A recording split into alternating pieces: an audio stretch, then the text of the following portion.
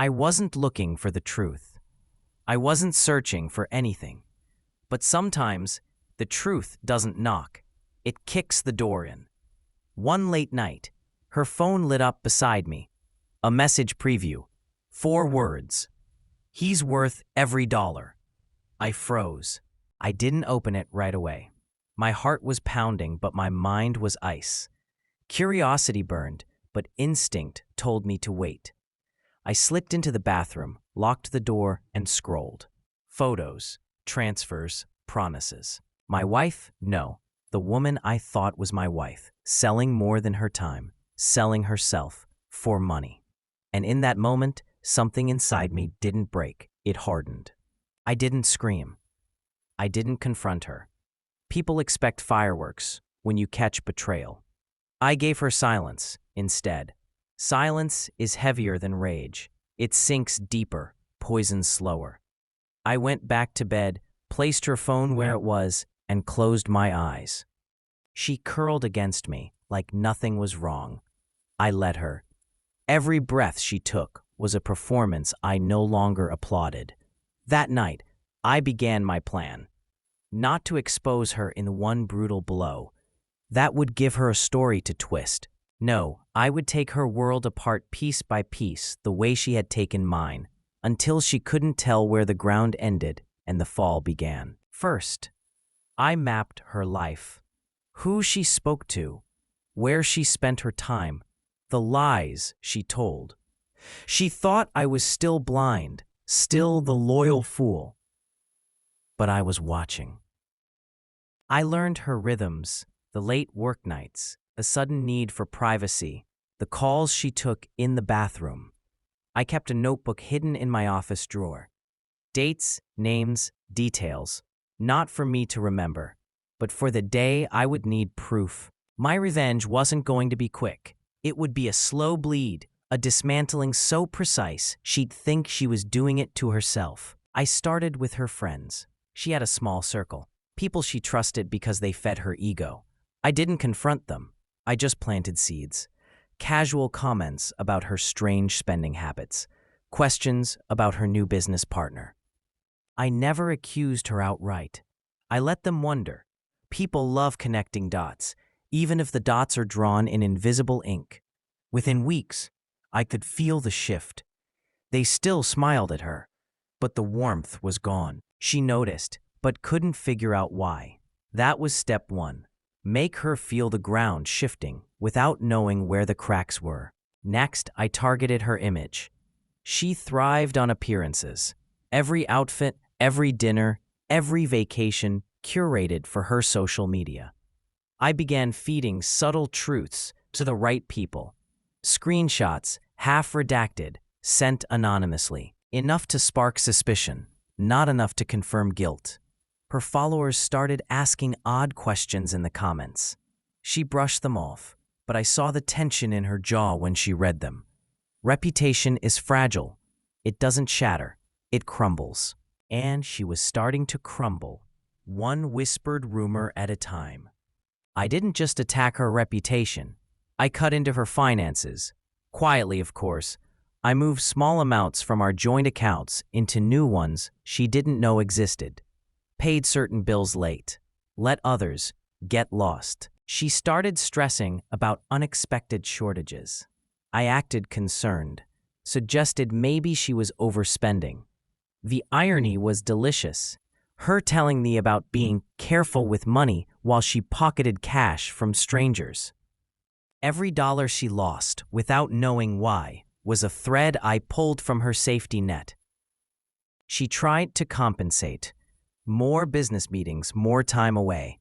I encouraged it. The more she distanced herself, the easier it was to maneuver. I met with people she owed favors to, subtly reminding them of debts. I knew she had a habit of overpromising and underdelivering. I simply gave those promises a little spotlight. Slowly, her list of allies shrank. The calls she used to take in secret became arguments behind closed doors. She thought she was hiding them from me. I was the one feeding the fire. By now, she was restless at home. She picked fights over small things, my shirt on the chair, a dish left in the sink. I didn't bite. My calm unnerved her more than shouting ever could. She needed me to explode so she could play the victim. Instead, I made her feel invisible. No reactions, no validation. I saw the way she stared at me sometimes, like she was trying to read a language she'd forgotten. That was the point. If she couldn't predict me, she couldn't control me. And losing control was her greatest fear. The man she was seeing, let's call him the investor, was my next piece. I didn't threaten him. I didn't even meet him.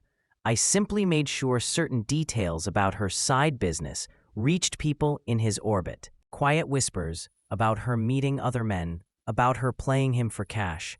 He started pulling back, slowly at first, then all at once.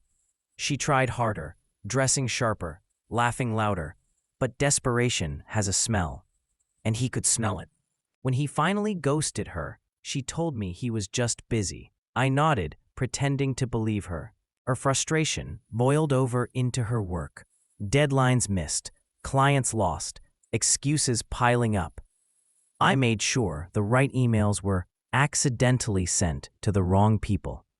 Opportunities slipped through her fingers like sand. She started drinking more at night, scrolling endlessly on her phone, looking for someone to blame. I was always there, quiet, supportive, the perfect husband. The contrast made her feel even more unsteady. How could I be so calm when her world was falling apart? That was the beauty of it. I was the one holding the strings. I kept track of her decline like a scientist observing an experiment. Every reaction mattered. The late-night pacing, the long showers where she thought the sound of water hid her sobs. I didn't comfort her. I wanted her to feel the isolation she'd wrapped around me for months. When she started missing family events, I didn't cover for her. I let them see the cracks. Concern turned into judgment. She noticed the shift, asked if I'd said anything. I smiled, told her I was just as confused as she was. That smile unnerved her more than any accusation could. She clung to social media like it was a lifeline, posting staged photos with captions about gratitude and healing. But I had my arsenal: receipts, dates, transfers. I leaked pieces to the right people at the right time. Nothing screamed scandal, but each detail made her story harder to sell.